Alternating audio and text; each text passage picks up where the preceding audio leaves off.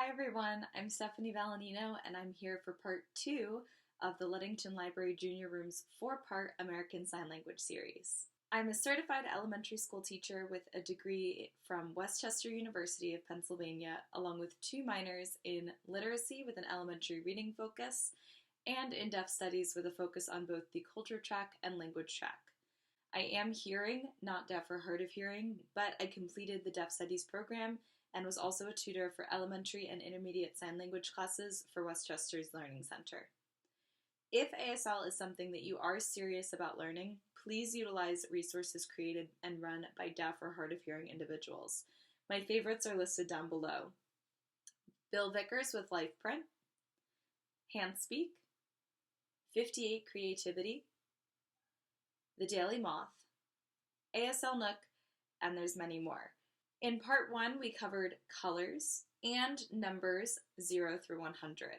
Today, we will be covering the days of the week, as well as vocabulary that has to do with school.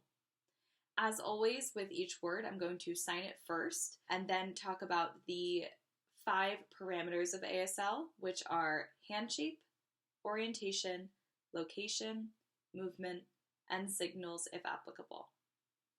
All right, let's get started. To sign Monday, you will put your hand into an M hand shape where your thumb is in between your pinky and your ring finger. Palm is facing in towards your body in your signing space, and you will be rotating your hand, so kind of rotating out from your body and bringing it back in. Monday. Up next is Tuesday. To sign Tuesday, you'll be doing the exact same movement and your palm will still be facing in towards you. However, your hand will be in a T hand shape. So to make T, just like this, your thumb will be in between your pointer and middle finger.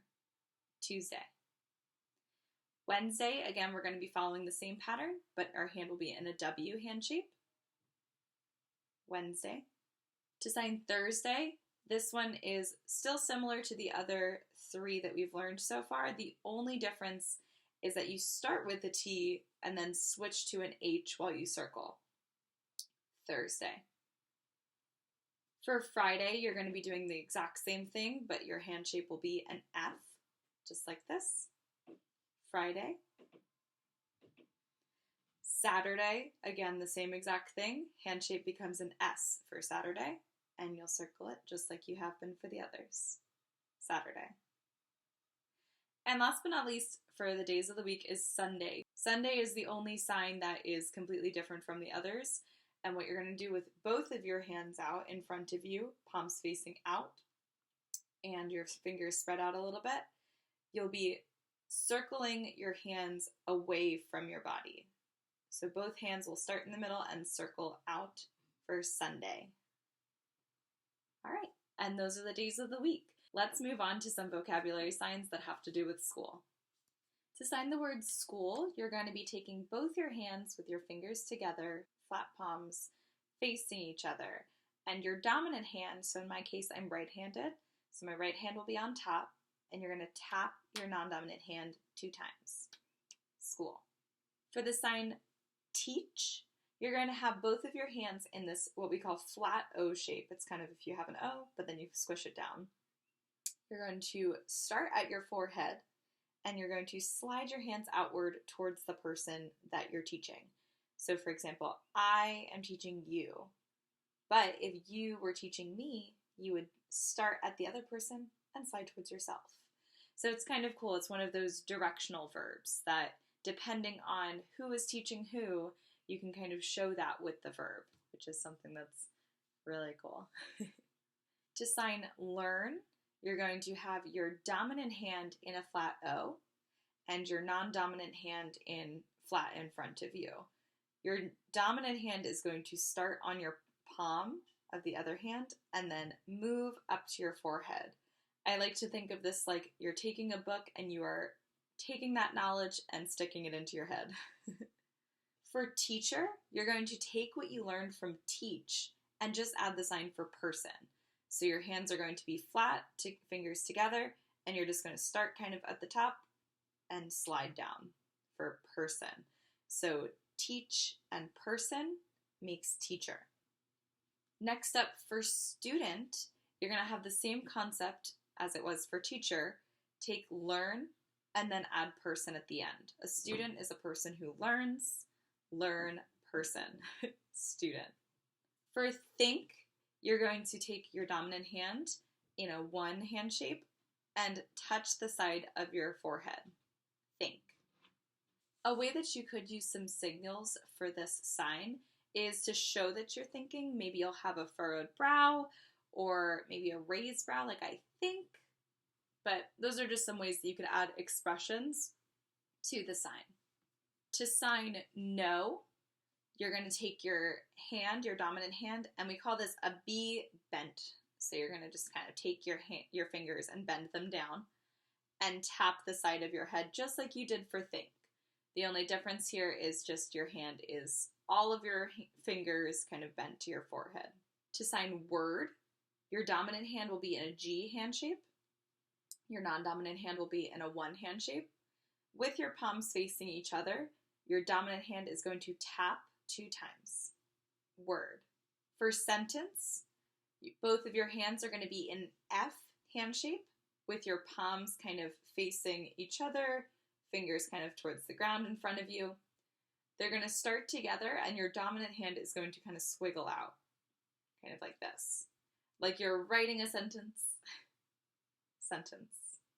To sign class, your hands will both be in a C hand shape, starting palms out with your thumbs touching, and then they're going to rotate in kind of a circle and end with your pinkies touching. Class. To sign classroom, you're going to start with the sign for class and then just add the sign for room after. To sign room, you're going to be starting with your dominant hand in front of your non-dominant hand, so closest to the person in front of you, and you're going to start this way and then move them out. It's almost like you're showing a box, showing a room, the shape of a room. So class, room. Up next is book, and all you're going to do is both hands will be flat, kind of touching at the end, and it just looks like you're opening up a book. Book. Next is computer. Your dominant hand is going to be a C, and your non-dominant hand is just going to be resting in front of you. And the dominant hand with a C is going to kind of circle on top towards your body 2 times on top of that non-dominant hand. Computer. For laptop, you're going to have both your hands flat again, and your palms will be facing in towards your body. You're going to put your dominant hand kind of on top of your non-dominant hand, and then flip it open like you're opening up the screen of a laptop. Laptop. To sign paper, you're going to do similar to school, where we had the dominant hand kind of tapping on top of the non-dominant hand, but when you're signing paper, you're going to be kind of sweeping it forward while you're tapping. Paper. To sign desk, you're going to have both your hands flat and your arms kind of stacked on top of one another, your dominant hand on the top, and you're going to tap your dominant hand onto your other arm 2 times.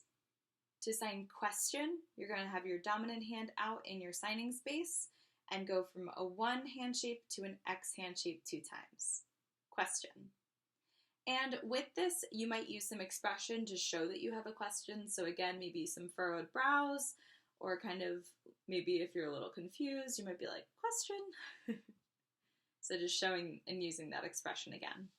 For test or exam, you'll have both of your hands doing that 1 to X hand shape. And it's kind of like, the way I learned this is that you're taking a question and you're putting it on a paper, because that's what a test is, full of questions for you to answer. So test, exam. To sign pencil, you're going to have both your hands being used. Your non-dominant hand is going to be a flat hand like this in front of you, facing you. And your dominant hand is going to be a T. And you're going to just pretend like you're writing. Pencil. To sign pen, you're just going to fingerspell it. So P-E-N. Writing is going to be the exact same sign as pencil. The only difference is that it's just contextual. So just in how you would sign and have a conversation with somebody, they'll know if you're talking about a pencil or talking about the word writing. Up next is reading. To sign reading, your non-dominant hand will be flat in front of you, and your dominant hand will be making a 2, and you will move your dominant hand up and down 2 times in front of your other palm. I like to think of this kind of like your 2 eyes, and you're scanning a page to read those words. Math is both hands are in an M hand shape, and your palms are kind of facing out to the sides, and in front of your body, your dominant hand is closest to you. The non-dominant is closest to the person in front of you, and you're going to swipe both hands out 2 times. Math. To sign science, you're going to have both of your hands in an A shape, palms facing out, and they're kind of circling in front of your body, kind of taking turns pointing down. I learned this kind of like a scientist is pouring things into beakers for an experiment. Science. For history, you're going to be making an H hand shape and rotating it out from your body. This is very similar to the sign for Thursday, which is why we make that distinction with the T into an H for Thursday, as opposed to just an H circling for history. So just keep that in mind when you're doing these signs. Thursday, history. To sign study, you're going to have your non-dominant hand flat in front of you. Your dominant hand is kind of open in 5 fingers. And you're going to tap your non-dominant hand 2 times. I've seen people wiggle their fingers before while they're doing study. I've also seen just straight tapping, so that's up to your preference. You can add emphasis with expression to this sign. So if you wanted to show that you're studying a lot, you might puff out your cheeks and kind of bulge your eyes a little bit to say studying. So maybe like, I'm studying a lot. Because you don't have to say a lot, you can just show it with your emotions.